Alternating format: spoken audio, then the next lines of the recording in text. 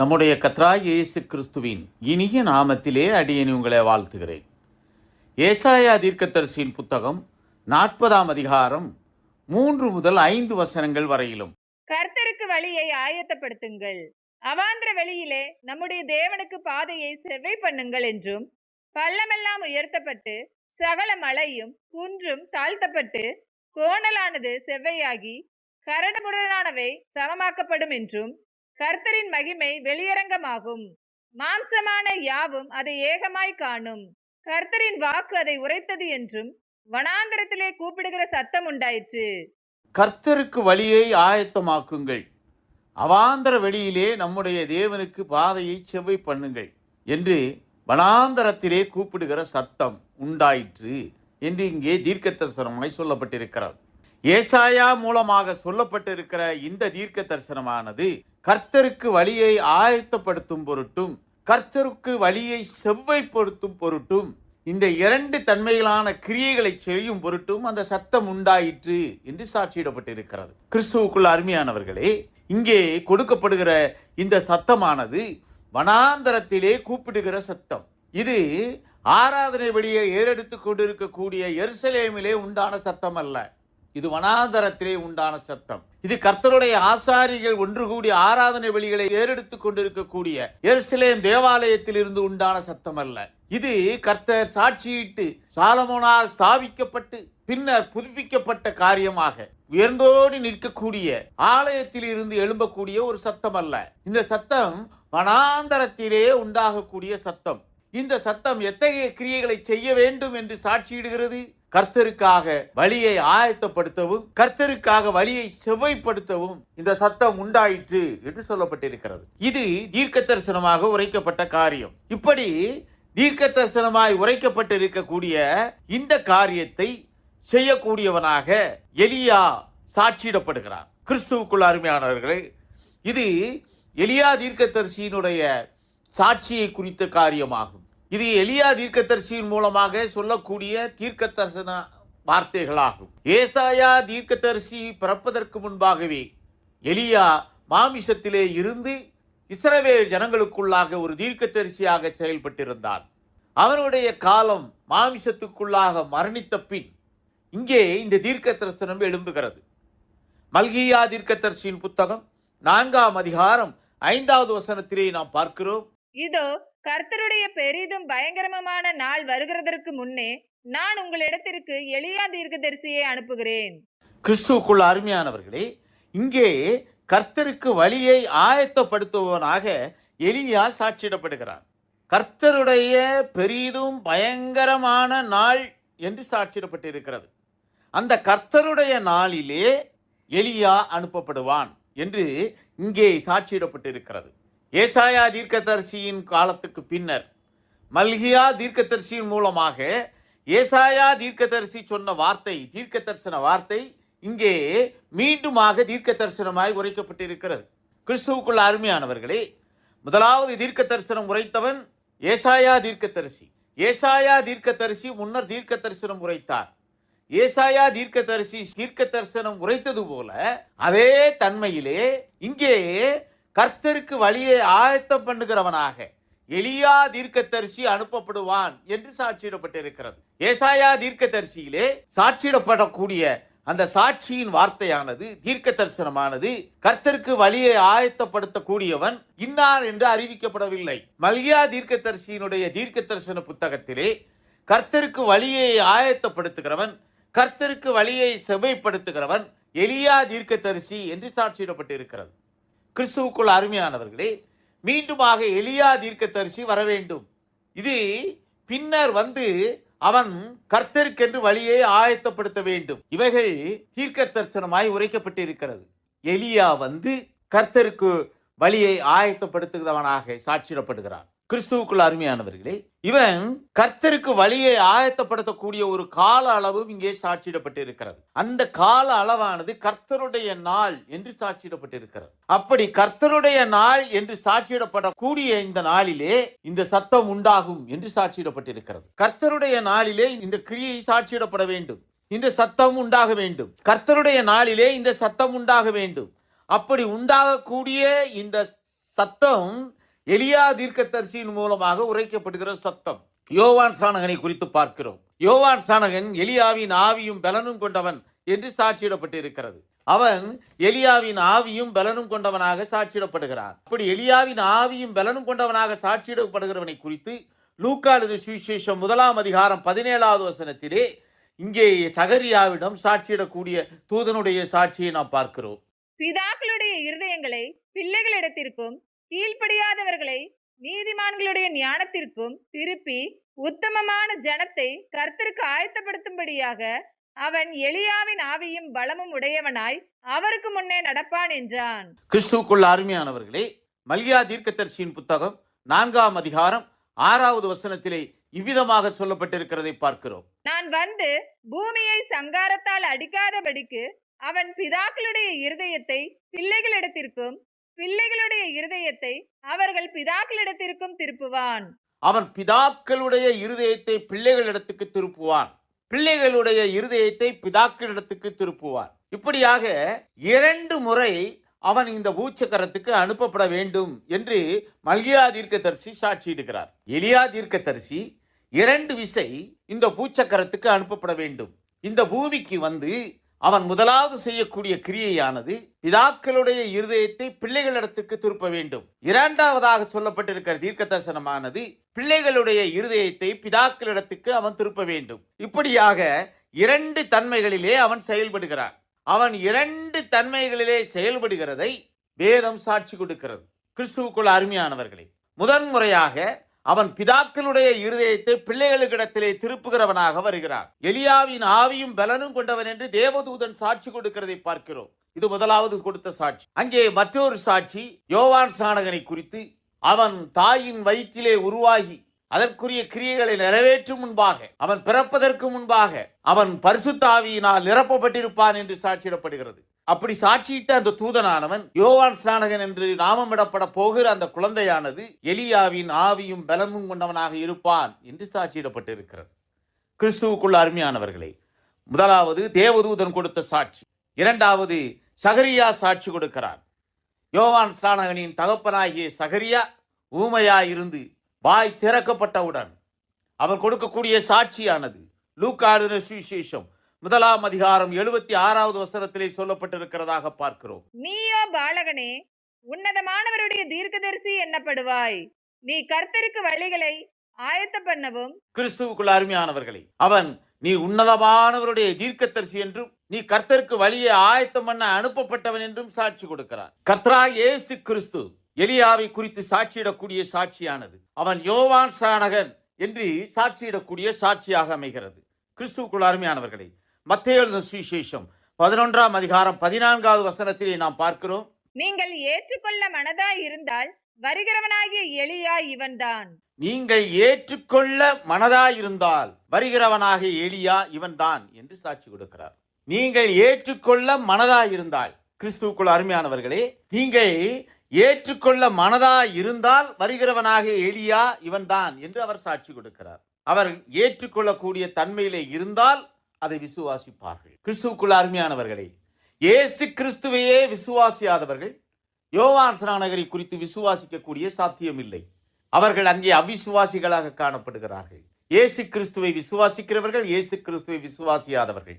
மற்றொன்று யோவான் ஸ்நானகனை விசுவாசிக்கிறவர்கள் யோவான் ஸ்நானகனை விசுவாசியாதவர்கள். யோவான் ஸ்நானகனை எலியாவின் ஆவியின் பலமும் கொண்டவன் என்று இயேசு கிறிஸ்து சாட்சியிட்ட போதும் அவருடைய சாட்சி எவ்விதமாக அமைந்திருக்கிறது?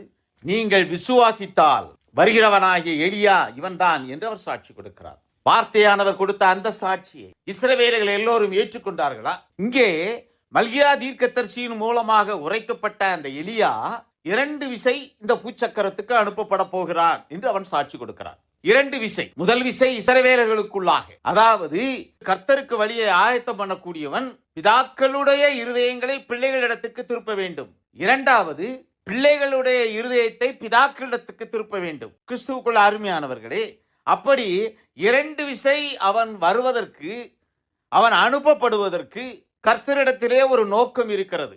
அந்த நோக்கம் கர்த்தருடைய நாளிலே அது நிறைவேறக்கூடியதாக இருக்கிறது என்று சாட்சியிடப்பட்டிருக்கிறது. கிறிஸ்துவுக்குள் அருமையானவர்களே, அது எந்த காலம் என்று அங்கே சாட்சியிடக்கூடிய சாட்சியை மல்கியா தீர்க்கதரிசி புத்தகம் 4ஆம் அதிகாரம் 6வது வசனத்திலே சொல்லப்பட்டிருக்கிறதை நாம் பார்க்கிறோம். நான் வந்து பூமியை சங்காரத்தால் அடிக்காதபடிக்கு அவன் பிதாக்களுடைய இருதயத்தை பிள்ளைகளிடத்திற்கும் பிள்ளைகளுடைய இருதயத்தை அவர்கள் பிதாக்களிடத்திற்கும் திருப்புவான். அவர் பூமியை சங்காரத்தால் அடிக்கும் முன்.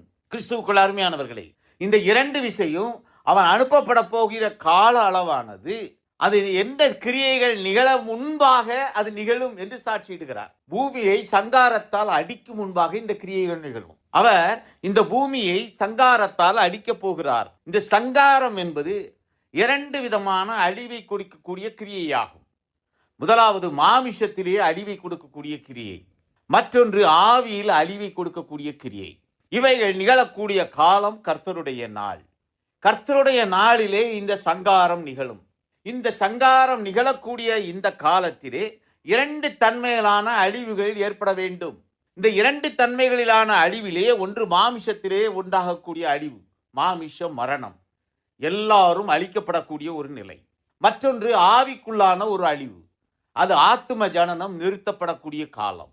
அது ஆத்தும அழிவு என்று சாட்சியிடப்படக்கூடிய ஆத்தும ஜனனம் அங்கே நிறுத்தப்படக்கூடிய ஒரு வேளை. இந்த 2 தன்மையிலான சங்காரம் இந்த பூச்சக்கரத்திலே நிகழும் என்று சாட்சியிடப்பட்டிருக்கிறது. கிறிஸ்துவுக்குள் அருமையானவர்களே, இந்த தீர்க்க தரிசனமானது கர்த்தர் இந்த பூமியை சங்காரத்தால் அடிக்கும் முன்பாக, இந்த பூமியிலே ஜீவிக்கக்கூடியவர்களை சங்காரம் பண்ணுவதற்கு முன்பாக அவர் தம்முடைய தூதனை அனுப்புகிறார். அந்த தூதன் எலியாவின் ஆவியும் பலனும் கொண்டவன். அவன் அனுப்பப்படக்கூடிய காலம் அந்த சங்காரம் நிகழக்கூடிய காலம். அது ஆவியின் சங்காரம் நிகழக்கூடிய காலம். அது ஆத்தும ஜனனம் என்பது நிறுத்தப்படக்கூடிய ஒரு காலம். அது 2 தன்மையிலான கால அளவிலே அது அனுப்பப்படுகிறது. முதலாவது, பிதாக்களுடைய இருதயத்தை பிள்ளைகளிடத்துக்கு திருப்பக்கூடியவனாக முதல் விஷயம் அனுப்பப்படுகிறான். 2வது, பிள்ளைகளுடைய இருதயத்தை பிதாக்களிடத்திலே திருப்பும் பொருட்டாக அவன் அனுப்பப்படுகிறார். கிறிஸ்துவுக்குள் அருமையானவர்களே, இந்த பூமி அக்கினியினால் அழிக்கப்படுவது மாமிசத்திலே வரக்கூடிய அழிவு. அது மாமிசத்திலே நிகழக்கூடிய சங்காரம். அது நிகழக்கூடிய காலம் இந்த பூமி முழுவதும் அக்கினியினால் சுட்டரிக்கப்படக்கூடிய ஒரு காலம். அது மாமிசத்திலே இருக்கக்கூடிய நிகழ்வு. இந்த மாமிசத்தின் அழிவின் காலத்திலே பூமி அக்கினியினால் சுட்டரிக்கப்படும். பூமியிலே இருக்கக்கூடிய எல்லா ஜீவராசிகளும் மரணத்துக்குள்ளாகும்.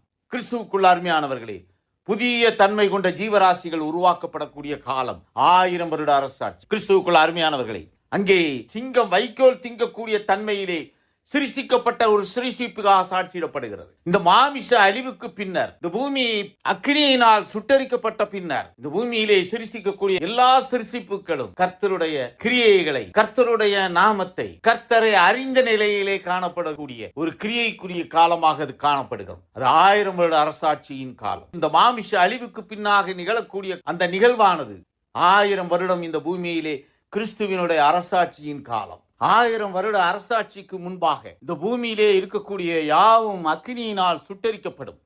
1000 வருட கிறிஸ்துவின் அரசாட்சி இந்த பூமியின் நீதியின் ஆட்சி.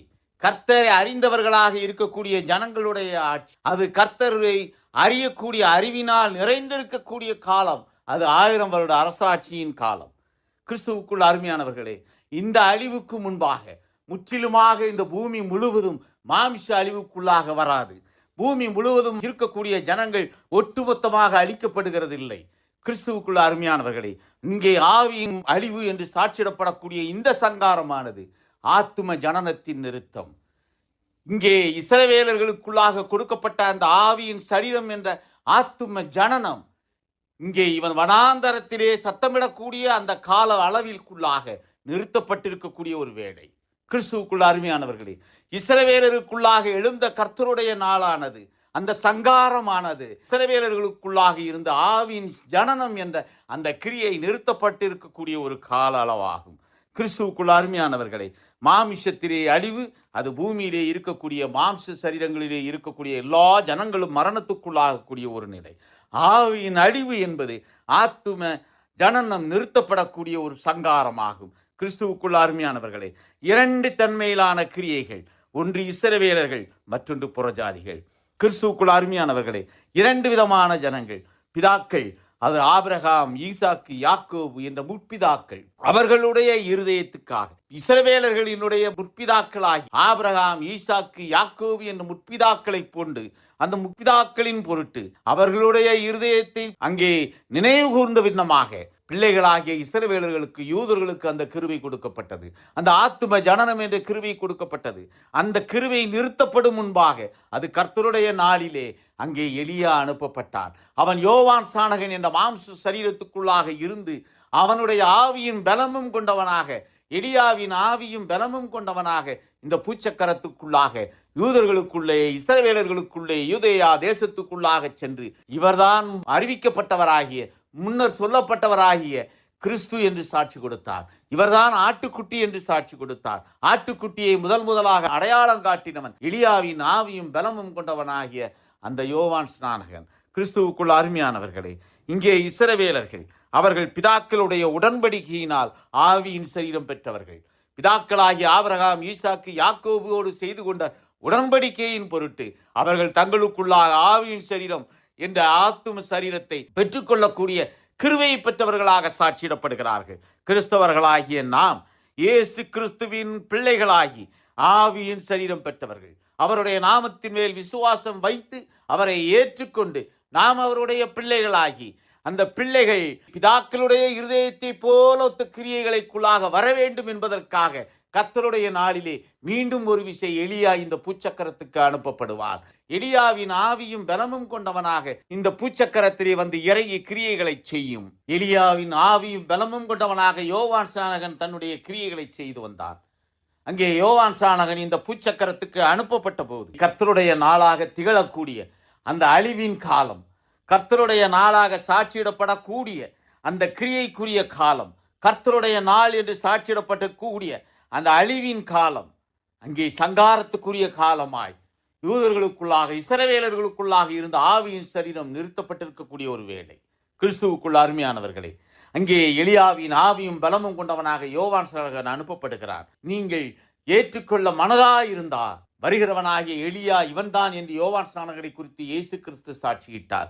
மத்தேயு எழுதின சுவிசேஷம் 17ஆம் அதிகாரம் 12வது வசனத்திலே இயேசு கிறிஸ்து எலியாவை குறித்து கொடுக்கக்கூடிய சாட்சியை நாம் பார்க்கிறோம். ஆனாலும் எலியா வந்தாயிற்று என்று உங்களுக்கு சொல்லுகிறேன், அவனை அறியாமல் தங்கள் இஷ்டப்படி அவனுக்கு செய்தார்கள். இவ்விதமாய் மனுஷகுமாரனும் அவர்களால் பாடுபடுவார் என்றார். எலியா வந்தாயிற்று என்று சாட்சி கொடுத்தார். அவர் யோவான் ஸ்நானகனை குறித்து சாட்சி கொடுத்தார். அவன் எலியாவாக இந்த பூச்சக்கரத்துக்கு வந்ததை குறித்து சாட்சி கொடுத்தார். கிறிஸ்துவுக்குள்ள அருமையானவர்களே, யூதர்களுக்கு மத்தியிலே அந்த சாட்சி மெய்யான சாட்சியாய் அமைந்தது. ஆனால் இஸ்ரவேலர்கள் அதை ஏற்றுக்கொண்டார்களா? யூதர்கள் அதை ஏற்றுக்கொண்டார்களா? கிறிஸ்துவுக்குள்ள அருமையானவர்களே, அங்கே கர்த்தருடைய நாள் மகா சங்காரத்தின் நாளாக நிகழ்ந்தது. அந்த சங்காரத்தின் நாளிலே ஆத்தும ஜனனம் என்று மகிமையுள்ள ஒரு கிரீடம் இஸ்ரவேலிடமிருந்து பறிக்கப்பட்டு விட்டது, யூதர்களிடமிருந்து எடுக்கப்பட்டு விட்டது. கிறிஸ்துவுக்குள்ள அருமையானவர்களே, இதை குறித்த சத்தமாய், இதை குறித்த ஒரு வெளிப்பாடாய் யோவான் ஸ்நானகன் சாட்சி கொடுக்கிறான். இதை குறித்த காரியத்தை யோவான் ஸ்நானகன் சாட்சி கொடுக்கிறான். தீர்க்க தரிசனமாக சகரியா கொடுத்த சாட்சி, நீ உன்னதமானவருடைய தீர்க்கதரிசி எனப்படுவாய், நீ கர்த்தருக்கு வழியை ஆயத்தம் பண்ண அனுப்பப்பட்டவன் என்று சாட்சி கொடுத்தார். அங்கே தேவதூதன் கொடுத்த சாட்சி, எலியாவின் ஆவியும் பலமும் கொண்டவனாக அவன் வருவான் என்று கொடுத்த சாட்சி. கிறிஸ்துவுக்குள் அருமையானவர்களே, இந்த சாட்சிகள் மூலம் அனுப்பப்பட்டவன் எலியா என்று சாட்சியிடப்படுகிறான். அவனை ஏற்றுக்கொள்ள மனதாய் இருந்தவர்கள் அவனை எலியா என்று ஏற்றுக்கொண்டார்கள். மற்றவர்களுக்கு அவன் சகரியாவின் குமாரனாக காணப்பட்டான். அவன் வெட்டுக்கிளியும் காட்டு தேனும் புசிக்கக்கூடிய ஒரு பைத்தியக்காரனை போல் காணப்பட்டான். கிறிஸ்துவுக்குள் அருமையானவர்களே, அவனிடத்திலே வந்தார்கள் ஞானஸ்நானம் பெறும் பொருட்டு. பலியை கொடுக்கதை காட்டிலும் ஞானஸ்நானத்தின் மூலம் பாவம் மன்னிக்கப்படுகிறது என்பது, பலியிட தேவையில்லை என்பது கூடிய ஒரு சிந்தனைக்குள்ளாக வந்தவர்கள் அவனிடத்திலே வந்து ஞானஸ்நானத்தை பெற்றுக்கொண்டார்கள். கிறிஸ்துவுக்குள்ள அருமையானவர்களே, அப்படி ஞானஸ்நானத்தை பெற்றுக்கொண்ட எல்லோரும் அங்கே அவனை ஏற்றுக்கொண்டார்களா? அவனை எலியா என்று அங்கீகரித்தார்களா? அவனால் சாட்சியிடப்பட்ட இயேசு கிறிஸ்துவை ஏற்றுக்கொண்டார்களா? கிறிஸ்துவுக்குள்ள அருமையானவர்களே, ஏற்றுக்கொள்ள மனதாயிருந்தவன் ஏற்றுக்கொண்டார். வானத்தையும் பூமியையும் சிருஷ்டித்தவர், வார்த்தையாய் வெளிப்பட்டவர் அங்கே மாமிசத்திலே வெளிப்பட்டு சாட்சியை கொடுக்கிறார். நீங்கள் ஏற்றுக்கொள்ள மனதாயிருந்தால் வருகிறவனாகிய எலியா இவன் தான். கிறிஸ்துவுக்குள்ள அருமையானவர்களே, அது கர்த்தருடைய நாளிலே நிகழ்ந்தது. அது முதற்கொண்டு இஸ்ரவேலர்களுக்குள்ளாக இருந்த அந்த கிருபையின் பாத்திரமாகி ஆத்துமா சரீரம் என்ற ஆவியின் சரீரம் நிறுத்தப்பட்டு விட்டது. ஆவியின் சரீரத்துக்குரிய ஜனனம் நிறுத்தப்பட்டு விட்டது. எல்லா மாமிச பிண்டங்களைப் போல, எல்லா மாமிச சரீரங்களைப் போல, எல்லா நரஜீவன்களின் சரீரங்களைப் போல ஒரு சாதாரண மகிமையற்ற சரீரமாகவே இஸ்ரவேலுடைய சரீரங்கள் மாறி, காரணம் அவர்களுக்குள்ளாக இருந்த மகிமையின் சரீரமாகிய ஆவியின் சரீரம் என்ற இடைபாடு குறைந்து விட்டது. ஆவியின் சரீரம் என்ற இடைபாடு நிறுத்தப்பட்டு விட்டது. கிறிஸ்துவுக்குள்ள அருமையானவர்களே, இத்தகைய காலத்திலே அத்தகைய கிரியையில் நிறைவேறும் பொழுது அங்கே சாட்சியிடுகிறவனாக எலியா அனுப்பப்பட்டார். இது இஸ்ரவேலர்களுக்குள்ளாக அனுப்பப்பட்ட எலியாவை குறித்த சாட்சி. இது இஸ்ரவேலர்களுக்குள்ளாக சாட்சியிட்ட யோவான் ஸ்நானகனை குறித்த சாட்சி. கிறிஸ்துவுக்குள்ள அருமையானவர்களே, ஆவியின் சரீரத்தின் அழிவு, அந்த சங்காரமானது இஸ்ரவேலர்கள் மத்தியிலே நிறைவேறினது போல கிறிஸ்தவர்களுக்குள்ளாகவும் நிறைவேற வேண்டும். கிறிஸ்துவுக்குள்ள அருமையானவர்களே, புறஜாதிகளுக்கு என்று கொடுக்கப்பட்டிருக்கிற கால அளவு நிறைவேறும் பொழுது எலியா மீண்டுமாக அனுப்பப்படுவான். அவன் பிள்ளைகளுடைய இருதயத்தை பிதாக்களுக்கு நேராக திருப்புவரானாக அனுப்பப்படுவான். நாம் விசுவாசத்தின் மூலம் பிள்ளைகளானோம். பிள்ளைகளாகிய நாம் நம்முடைய இருதயம் பிதாக்களுடைய இருதயங்களைப் போல திருப்பப்படும் பொருட்டாக அந்த சகரியாவின் தீர்க்க தரிசனமாக அறிவிக்கப்பட்ட அந்த எலியாவின் ஆவியும் பலனும் கொண்டவனாக யோவான் ஸ்நானகனாக நின்று கிரியை செய்தானே, அப்படி யோவான் ஸ்நானகனாக நின்று கிரியை செய்தவனுக்குள்ளாக எழுந்த அந்த கிரியைக்குரிய ஆவியானது எலியாவின் ஆவியாய் மீண்டும் அந்த பூச்சக்கரத்திலே வந்து கிறிஸ்தவர்களுக்குள்ளாக சாட்சியிட வேண்டும். அது கிறிஸ்தவர்களுக்குள்ளாக கொடுக்கப்படக்கூடிய சங்கார காலம். அது கிறிஸ்தவர்களுக்குள்ளாக கொடுக்கப்படக்கூடிய ஆவியின் அழிவின் காலம். அது ஆத்தும சிருஷ்டிப்பு நிறுத்தப்படக்கூடிய காலம். கிறிஸ்துவுக்குள்ள அருமையானவர்களே, இப்படி ஆவியின் சிருஷ்டிப்பு கிறிஸ்தவர்களுக்குள்ளாக நிறைவேற்றப்படும் பொழுது அந்த காலம் கர்த்தருடைய நாள் கிறிஸ்தவர்களுக்குள்ளாக நிகழக்கூடிய நாளாக திகழும். கிறிஸ்துவுக்குள்ள அருமையானவர்களே, எலியா அனுப்பப்பட வேண்டும். எலியா பிள்ளைகளுடைய இருதயத்தை, கிறிஸ்தவர்களாகிய நம்முடைய இருதயத்தை பிதாக்களுடைய இருதயத்தை போல மாற்று செய்யும் பொருட்டாக அவன் அனுப்பப்பட போகிறான். அவனுடைய கிரியையானது பிள்ளைகளுடைய இருதயத்தை பிதாக்களுடைய இருதயத்தை போல மாற்றிட அங்கே சாட்சியிடக்கூடிய ஒரு சாட்சியின் வார்த்தையாக அமையும். அது ஒரு தீர்க்க தரிசனமாக அமையும். கிறிஸ்துவுக்குள் அருமையானவர்களே, இவைகள் நிகழ வேண்டும். முன்னர் இஸ்ரவேலர்களுக்கு கொடுக்கப்பட்ட கிருபையின் நிறைவிலே கர்த்தருடைய நாள் என்று சாட்சியிடப்பட்டிருக்கக்கூடிய அந்த ஆவியின் சரீரம் அழிவுக்குள்ளாக இருக்கக்கூடிய அந்த காலத்திலே நிகழ்ந்தது போல ஒரு நிகழ்வு கிறிஸ்தவர்களுக்குள்ளாகவும் நிகழ வேண்டும். இவைகள் தீர்க்க தரிசனமாக உரைக்கப்பட்டு இருக்கிறது. ஏசாயா தீர்க்கதரிசியின் புத்தகம் 40வது அதிகாரம் 6வது வசனத்திலே இவ்விதமாக சொல்லப்பட்டிருக்கிறதை நாம் பார்க்கிறோம். பின்னும் கூப்பிட்டு சொல் என்று ஒரு சத்தம் உண்டாயிற்று. என்னத்தை கூப்பிட்டு சொல்வேன் என்றேன். அதற்கு, மாம்சமெல்லாம் புல்லை போலவும் அதன் மேன்மையெல்லாம் வெளியின் பூவை போலவும் இருக்கிறது. கிறிஸ்துவுக்குள்ள அருமையானவர்களே, பின்னும் கூப்பிட்டு சொல் என்று சத்தம் உண்டாயிற்று என்று சாட்சியிடப்பட்டிருக்கிறது. முன்னர் உண்டானது போல, முன்னர் பிதாக்களுடைய இருதயத்தை பிள்ளைகளிடத்துக்கு திருப்பும் பொருட்டாக உண்டானது போல பிள்ளைகளுடைய இருதயத்தை பிதாக்களிடத்துக்கு திருப்பும் பொருட்டாக அந்த சத்தம் மீண்டும் உண்டாக வேண்டும். அப்படி பூமியில் இந்த சத்தம் உண்டாகக்கூடிய காலத்திலே அங்கே எப்படியான காரியங்கள் எல்லாம் நிகழும் என்று தீர்க்க தரிசனமாய் உரைக்கப்பட்டு இருக்கிறது என்பதை வேத வார்த்தையின்படியாக நாம் பார்ப்போம். கிறிஸ்துவுக்குள்ள அருமையானவர்களே, ஏசாயா தீர்க்கதரிசியின் புத்தகம் 40ஆம் அதிகாரம் 8வது வசனத்திலே இவ்விதமாக சொல்லப்பட்டிருக்கிறதை நாம் பார்க்கிறோம். புல் உலர்ந்து பூ உதிரும், நமது தேவனுடைய வசனமோ என்றென்றைக்கும் நிற்கும் என்பதையே சொல் என்று உரைத்தது. புல் உலர்ந்து பூ உதிரும், நமது தேவனுடைய வசனமோ என்றென்றைக்கும் நிற்கும் என்று சொல் என்று அந்த சத்தம் உண்டாயிற்று என்று சாட்சியிடப்பட்டிருக்கிறது. கிறிஸ்துவுக்குள்ள அருமையானவர்களே, முன்னர் ஏசாயா தீர்க்கதரிசியின் புத்தகம் 40ஆம் அதிகாரம் 3 முதல் 5 வரையிலான வசனங்களிலே நாம் பார்த்தோம். அங்கே கர்த்தருக்கு வழியை ஆயத்தப்படுத்துங்கள், அவாந்தர வெளியிலே நம்முடைய தேவனுக்கு பாதையை செவைப்படுத்துங்கள் என்று வனாந்தரத்திலே கூப்பிடுகிற சத்தத்தை உண்டாக கேட்டேன் என்று சாட்சி கொடுக்கிறார். கிறிஸ்துவுக்குள்ள அருமையானவர்களே, இங்கே கொடுக்கக்கூடிய இந்த தீர்க்க தரிசனமானது அதற்கு பின்னர் நிகழக்கூடிய காரியத்தை குறித்து, கிறிஸ்தவர்களுக்குள்ளாக நிகழக்கூடிய காரியத்தை குறித்து, கிறிஸ்தவர்களுக்குள்ளாக கர்த்தருடைய நாளிலே நிகழக்கூடிய காரியத்தை குறித்து தீர்க்க தரிசனமாய் உரைக்கப்பட்டு இருக்கிறது. அப்படி உரைக்கப்பட்டிருக்கிற இந்த காலமானது பூ உலர்ந்து புல் உதிரக்கூடிய காலம். அங்கே மாமிச சரீரம், மாமிச மகிமை இல்லாதிருக்கக்கூடிய ஒரு நிகழ்வு. ஏசாயா தீர்க்கதரிசியின் புத்தகம் 40வது அதிகாரத்திலே சொல்லப்பட்டிருக்கிறபடியாக மாமிசமெல்லாம் புல்லை போலவும் மனுஷனுடைய மகிமை என்பது பூவை போலவும் என்று சாட்சியிடப்பட்டிருக்கிறது. இந்த வார்த்தைகளை குறித்து பேதுரு எழுதின 1ஆம் நிருபம் முதலாம் அதிகாரம் 24வது வசனத்திலையும் சொல்லப்பட்டிருக்கிறதை நாம் பார்க்கிறோம். மாம்சமெல்லாம் புல்லை போலவும் மனுஷருடைய மகிமையெல்லாம் புல்லின் பூவை போலவும் இருக்கிறது. புல் உலர்ந்தது, அதன் பூவும் உதிர்ந்தது.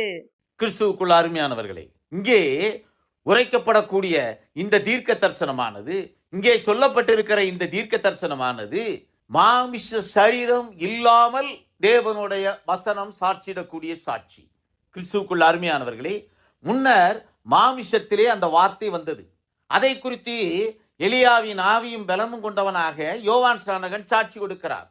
ஏனென்றால் அவன் ஞானஸ்நானம் என்ற முறைமையை ஆரம்பிக்கும் பொருட்டாக அனுப்பப்பட்டவன். அப்படி ஞானஸ்நானம் என்ற முறைமையை ஆரம்பிக்கும் முன்னதாக அனுப்பப்பட்டவன், இதோ உலகத்தின் பாவத்தை சுமந்து தீர்க்கக்கூடிய தேவ ஆட்டுக்குட்டி என்று சாட்சியிட்டானே. அந்த தேவ ஆட்டுக்குட்டியானது யோர்தான் நதிக்குள்ளாக ஞானஸ்நானம் பெற்று கரையேறும் போது அங்கே புறாரூபம் கொண்டு பரிசுத்தாவியானவர் அவர் மீது இறங்குவதைக் கண்டு, புறாரூபம் கொண்டு பரிசுத்தாவியானவர் யார் மீது இறங்குகிறாரோ அவரே மேசியா, அவரே கிறிஸ்து, அவரே அனுப்பப்படுகிறவர் என்று சாட்சி கொடுத்தார். கிறிஸ்துவுக்குள்ள அருமையானவர்களே, அந்த மாமிச சரீரத்துக்குள்ளாக அந்த வசனம் தன்னை வெளிப்படுத்தினது. மாம்ச சரீரமாய் அந்த வசனம் தன்னை வெளிப்படுத்தினது. மாம்ச சரீரமாய் அந்த வார்த்தை தன்னை வெளிப்படுத்தினது. ஆனால் இங்கே பின்னர் நிகழக்கூடிய இந்த காலத்திலே புறஜாதிகளுக்கு கொடுக்கப்பட்டிருக்கக்கூடிய ஆத்தும சிருஷ்டிப்பு நிறுத்தப்படக்கூடிய இந்த காலத்திலே எழும்பக்கூடிய எலியாவின் ஆவியும் பலனும் ஒரு காரியத்தை குறித்து சாட்சி கொடுக்கும். அந்த சாட்சியானது மாமிசத்திலே வந்திருக்கக்கூடிய வார்த்தையை குறித்து கொடுக்கக்கூடிய சாட்சி அல்ல. அது மாமிசத்திலே வந்திருக்கக்கூடிய வார்த்தையை குறித்த சத்தம் அல்ல. அது வானத்திலிருந்து உண்டாகக்கூடிய வார்த்தையை கொண்டு கொடுக்கக்கூடிய சத்தம். அது வானத்திலிருந்து உண்டாயிருக்கக்கூடிய வார்த்தைக்கு கொடுக்கக்கூடிய சத்தம். அந்த சத்தம் தேவனுடைய நாமம், வார்த்தை என்று சாட்சியிடக்கூடிய சாட்சியாக வெளிப்படுத்தின விசேஷம் 19ஆம் அதிகாரம் 13வது வசனத்திலே சொல்லப்பட்டிருக்கிறதை நாம் பார்க்கிறோம். இரத்தத்தில் தோய்க்கப்பட்ட வஸ்திரத்தை தரித்திருந்தார், அவருடைய நாமம் தேவனுடைய வார்த்தை என்பதே. கிறிஸ்துவுக்குள் அருமையானவர்களே, அந்த தேவனுடைய வசனமானது என்றென்றைக்கும் நிற்கும் என்பதை சொல் என்று சாட்சி கொடுத்து அனுப்புகிறாரே, அந்த வசனமானது நாமம் என்று சாட்சியிடப்பட்டு இருக்கிறது. அது அவருடைய நாமம் என்று சாட்சியிடப்பட்டு இருக்கிறது. அன்றைக்கு வார்த்தை மாமிசமானது. அப்போஸ்தலனாகிய யோவான் இதை குறித்து சாட்சி கொடுக்கிறார். அந்த மாமிசத்திலே வெளிப்பட்ட வார்த்தையை யோவான் ஸ்நானகன் சாட்சி கொடுக்கிறார். அவன் அவர் வருகைக்கு முன்பாக அனுப்பப்பட்டவன். அவன் அவர் வருகைக்கு முன்பாக வந்து யூதர்களுக்குள்ளே, இஸ்ரவேலர்களுக்குள்ளே கர்த்தருடைய வழியை செம்மை பண்ணும் பொருட்டாக அனுப்பப்பட்டவன். கர்த்தருக்கு வழியை செம்மைப்படுத்துகிறவனாக, ஆயத்தப்படுத்துகிறவனாக அனுப்பப்பட்டவன். அவன் அந்த வார்த்தை மாமிசமாக இருக்கிறதை கண்டு சாட்சி கொடுத்தான். பின்னர் கிறிஸ்தவர்களுக்குள்ளாக வரும் பொழுது அந்த வார்த்தை நாமமாய் இருக்கிறதை சாட்சி கொடுக்கிறவனாக எழும்புவான். கிறிஸ்துவுக்குள்ள அருமையானவர்களே, அந்த வார்த்தை நாமமாய் இருக்கிறதை சாட்சியிடப்பட வேண்டும். முன்னர் அந்த வார்த்தை மாமிசத்திலே இருந்ததை கண்டு அவன் சாட்சி கொடுத்தான். பின்னர் அந்த வார்த்தை வார்த்தையாய் இருக்கிறதை வானத்திலிருந்து உண்டாகின சத்தமாய் அவன் அந்த வார்த்தையை வெளிப்படுத்துகிறார். கிறிஸ்துவுக்குள் அருமையானவர்களே, அவருடைய நாமமாய் வார்த்தை வெளிப்படும். அவருடைய நாமமாய் வெளிப்படுகிற அந்த வார்த்தை சாட்சியிடப்பட வேண்டும். இங்கே யோவான் ஸ்நானகனுடைய சாட்சியை காட்டிலும் மேன்மை உருந்திய ஒரு சாட்சியாய் கிறிஸ்தவர்களுக்குள்ளாக எலியாவின் ஆவியும் பலமும் கொண்டு அந்த சாட்சி எழும்பும். ஏசாயா தீர்க்கதரிசியின் புத்தகம் 40ஆம் அதிகாரம் 9வது வசனத்திலே நாம் பார்க்கிறோம். சீயோன் என்னும் சுவிசேஷகியே, நீ உயர்ந்த பர்வதத்தில் ஏறு. எருசலேம் என்னும் சுவிசேஷகியே, நீ உரத்த சத்தமிட்டு கூப்பிடு. பயப்படாமல் சத்தமிட்டு யூதா பட்டணங்களை நோக்கி, இதோ உங்கள் தேவன் என்று கூறு. சீயோன் என்னும் சுவிசேஷகி. கிறிஸ்துவுக்குள்ள அருமையானவர்களே, இங்கே அந்த எலியாவின் ஆவியும் பலமும் கொண்டவன் சுவிசேஷகனாக வெளிப்படுவான் என்று சாட்சியிடப்பட்டிருக்கிறது. அவன் மேய்ப்பனாக இல்லை, அவன் ஒரு மந்தையை வழிநடத்துகிறவனாக இல்லை, அவன் ஒரு மந்தைக்கு தலைவனாக இல்லை, அவன் ஒரு சபைக்கு அங்கீகாரம் பெற்ற தலைவனாக இல்லை.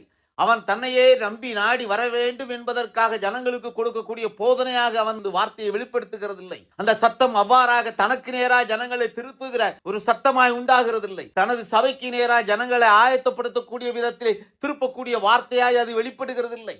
தனக்கென்று ஆதாயம் தேடக்கூடிய வகையிலே தன்னுடைய சபையிலே அங்கத்தினர்களை கூட்டுவதற்காக கொடுக்கப்படுகிற சத்தமாக அது வெளிப்படுகிறதில்லை. கிறிஸ்துவுக்குள் அருமையானவர்களே, அது ஒரு சுவிசேஷகனுடைய தன்மையிலே வெளிப்படும். சீயோனாக அது ஒரு சுவிசேஷகியாக இங்கே சாட்சியிடப்பட்டு இருக்கிறது. எலியாவின் ஆவியும் பலமும் கொண்டவனாக சாட்சியிடப்படுகிறவன்.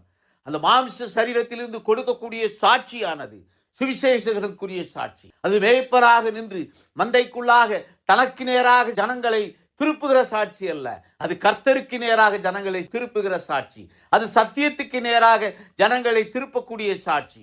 கிறிஸ்துவுக்குள் அருமையானவர்களே, எலியாவின் ஆவி கர்த்தருக்கு நேராக திருப்புகிற ஆவி, அது கர்த்தருக்கு வழியை ஆயத்தப்படுத்துகிற ஆவி, அது கர்த்தருக்கு வழியை செவைப்படுத்துகிற ஆவி.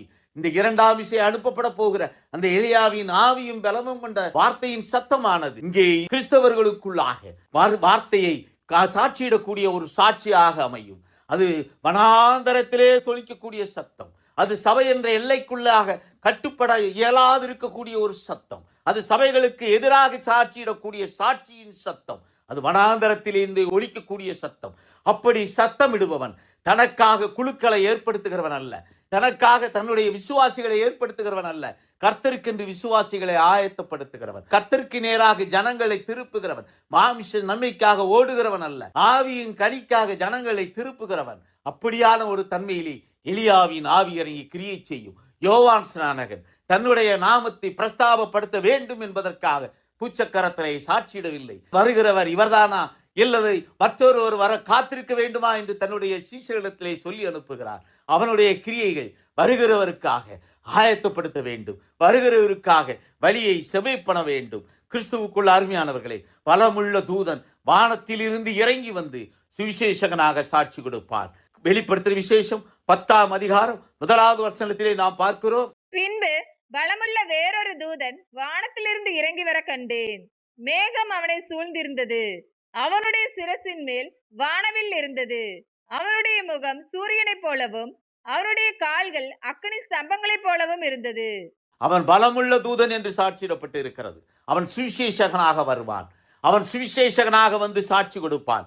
கிறிஸ்துவுக்குள்ள அருமையானவர்களே, அவன் கொடுக்கக்கூடிய சாட்சி, அவனுடைய சுவிசேஷம் எத்தகைய தன்மை கொண்டதாக இருக்கும் என்று வெளிப்படுத்துகிற விசேஷம் 18ஆம் அதிகாரம் 4வது வசனத்திலே சொல்லப்பட்டிருக்கிறதை பார்க்கிறோம். பின்பு வேறொரு சத்தம் வானத்திலிருந்து உண்டாக கேட்டேன். அது, என் ஜனங்களே, நீங்கள் அவளுடைய பாவங்களுக்கு உடன்படாமலும் அவளுக்கு நேரிடும் வாதைகளில் அகப்படாமலும் இருக்கும்படிக்கு அவளை விட்டு வெளியே வாருங்கள். கிறிஸ்துவுக்குள்ள அருமையானவர்களே, அந்த சத்தமானது வானத்திலிருந்து உண்டாகக்கூடிய ஒரு சத்தமாக அமையும். அது மாமிசத்திலே எழும்புகிற சத்தம் அல்ல.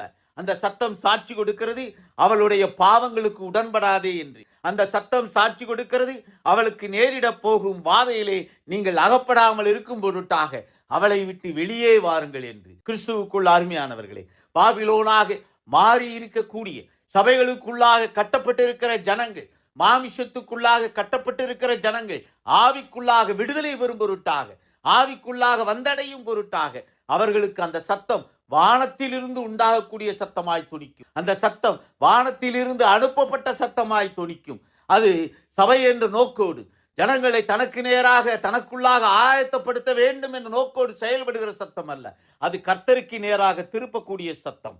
கிறிஸ்துவுக்குள்ள அருமையானவர்களே, அவள் இப்பிரபஞ்சத்துக்குரியதை போதித்துக் கொண்டிருக்கிறார். பாபிலோன் இப்பிரபஞ்சத்துக்குரிய போதனைகளை கொடுத்து கொண்டிருக்கிறது. மாமிஷ நன்மைகளுக்காக கர்த்தரை தேடக்கூடிய கிரியைகளை செய்து கொண்டிருக்கிறது. வேதம் சாட்சி கொடுக்கிறது, ஒருவன் இம்மைக்காக மாத்திரம் கர்த்தரை தேடுகிறவனாக இருந்தால் அவன் எல்லா ஜனங்களிலும் பரிதவிக்கப்பட்டவனாக சாட்சிடப்படுவான். அப்படி பரிதவிக்கப்படக்கூடிய ஒரு நிலைக்குள்ளாக தன்னுடைய ஜனத்தை வழிநடத்தி கொண்டிருக்கிறது. அப்படி வழிநடத்தக்கூடிய முயற்பர்களுக்கு எதிராக அந்த சத்தம் வானத்திலிருந்து உண்டாகும் சத்தமாக தொனிக்கும். அந்த சத்தமே எலியாவின் ஆவியும் பலமும் கொண்ட சத்தமாக தொனிக்கும். அது இப்பிரபஞ்சத்தின் அதிபதியை அடையாளம் காட்டக்கூடிய சத்தமாக தொனிக்கும். இப்பிரபஞ்சத்தின் அதிபதியின் ஆளுமைக்குள்ளாக இருக்கக்கூடிய சபைகளை குறித்து சாட்சி கொடுக்கும். இப்பிரபஞ்சம் லோகாதிபதியின் இடத்திலே இருக்கிறது. அவன் இப்பூமிக்குரியவர்களை ஆளுமைக்குள்ளாக வைத்திருக்கிறவன். இயேசு கிறிஸ்துவினிடத்திலே பிசாசு சோதிக்கிறவனாக அனுப்பப்படுகிறான். பூமி முழுவதையும் காட்டி இவை யாவற்றினுடைய மகிமை எனக்கு கொடுக்கப்பட்டிருக்கிறது, இதற்காக நான் அபிஷேகம் பண்ணப்பட்டவன், எனக்கு பிரியமானவனுக்கு எனக்கு இஷ்டமானவனுக்கு இதை கொடுப்பேன் என்று கொடுக்கிறார். கிறிஸ்துவுக்குள்ள அருமையானவர்களே, அப்படி இஷ்டமானவனுக்கு அவன் கொடுக்கிறவைகளை நாடி ஓடக்கூடிய ஒரு கிரியின் தன்மைக்குள்ளாக இன்றைய சபைகள் தங்களுடைய விசுவாசிகளை நடத்தி கொண்டிருக்கிறது.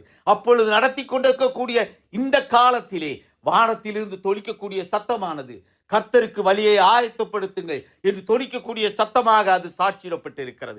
இப்பூமிக்குரிய போதனை அல்ல, இப்பிரபஞ்சத்திற்குரிய போதனை அல்ல, இது மாவிஷத்திற்குரிய போதனை அல்ல, இது வார்த்தைக்குரிய போதனை. வந்திருக்கக்கூடிய வார்த்தையை குறித்து சாட்சி, வானத்திலிருந்து அனுப்பப்பட்டிருக்கிற நாமத்தை குறித்த சாட்சி. கிறிஸ்துவுக்குள் அருமையானவர்களே, வானத்திலிருந்து உண்டாகும் இந்த சத்தமானது வார்த்தையின் சத்தமாக தொனிக்கும், அது ஆவிக்குரிய சத்தமாக தொனிக்கும், அது ஆத்மாவுக்குரிய போதனையை கொடுக்கக்கூடிய சத்தமாக தொனிக்கும். அந்த சத்தத்துக்கு செவி கொடுக்கிறவன், ஏற்றுக்கொள்ள மனதாய் இருக்கிறவன், வருகிறவனாகிய எலியா இவன்தான் என்று சாட்சி கொடுத்தாரே. கிறிஸ்து மாமிசத்திலே இருந்தபோது கொடுக்கப்பட்ட அந்த சாட்சியை போல பரிசுத்த ஆவியானவர் சாட்சி கொடுக்கிறார். அந்த பரிசுத்த ஆவியானவர் கொடுக்கக்கூடிய சாட்சியை ஏற்றுக்கொள்ள மனதாய் இருக்கிறவன் சத்தியத்தை அங்கீகரிப்பான், சத்தியத்துக்குள்ளாக கட்டப்படுவான். சத்தியத்தை அறியுங்கள், சத்தியம் உங்களை விடுதலையாக்கும் என்று சாட்சியிடப்பட்டு இருக்கிறதே. அந்த சாட்சிக்குள்ளாக அந்த சத்தம் சத்தியத்தின் மூலமாக கட்டப்பட்டிருக்கிறவருடைய கட்டுக்களை அறுக்கு உலோகாதிபதியினுடைய இப்பிரபஞ்சத்தின் தேவனுடைய ஆளுமைக்குள்ளாக இருக்கக்கூடிய அந்த கட்டிலிருந்து அறுத்து மகிமைக்குள்ளாக, மகிமையின் சரீரம் ஈடேறும் பொருட்டாக சுவிசேஷ வார்த்தைகளை சாட்சியிடக்கூடிய சாட்சியாய் எழும்புவான். கிறிஸ்துவுக்குள்ள அருமையானவர்களே, அந்த பலமுள்ள தூதனுடைய சத்தத்துக்கு செவி கொடுப்போமே ஆனால் நாமும் ஏற்றுக்கொள்ள மனதாய் இருக்கிறவர்களாய், அந்த எலியாவை ஏற்றுக்கொள்கிறவர்களாயும், அந்த எலியா சாட்சியிட்ட கிறிஸ்துவை ஏற்றுக்கொள்கிறவர்களாகியும், எலியா சாட்சியிடுகிற வார்த்தையை ஏற்றுக்கொள்கிறவர்களாகியும், எலியாவின் ஆவியும் பலமும் கொண்டவனாக அனுப்பப்படுகிறவருடைய சாட்சியை ஏற்றுக்கொள்கிறவர்களாகவும் காணப்படுவோம். கிறிஸ்துவுக்குள்ள அருமையானவர்களே, பிள்ளைகளாகிய நாம் பிதாக்களைப் போல மாற வேண்டும். பிதாக்களுடைய இருதயத்தைப் போல நம்முடைய இருதயம் மாற வேண்டும். அவர் கட்டளையிடுகிற யாவையும் அறியக்கூடிய தன்மையிலே, நம்மை அழைத்தவர் இன்னார் என்று அறியக்கூடிய தன்மையிலே நம்முடைய கிரியைகள் காணப்படுமே ஆனால் நாமும் வருகிறவனை ஏற்றுக்கொள்ளக்கூடிய தன்மை கொண்டவர்களாக காணப்படுவோம். அப்படியான ஒரு கிரியைக்குள்ளாக நம்மை வழி நடத்த தேவ சமூகத்தை